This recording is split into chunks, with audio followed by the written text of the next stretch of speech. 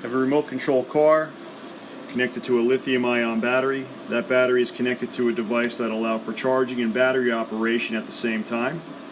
Charging will occur via this photovoltaic cell and this laser.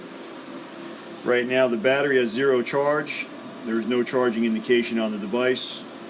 The car is not operational. I'll turn the laser on. You can see via the infrared screen. Laser is incident on the photovoltaic. I have charging indicated by the lights. And now the car is active.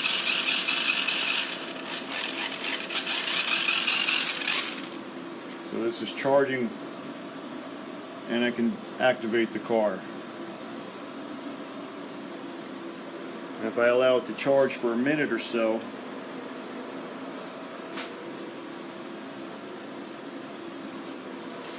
I can turn the laser off and the car will still drive. Because I didn't charge it a long time, it won't have much charge. As you can see now, laser is off. And now the battery is drained again. Turn the laser back on.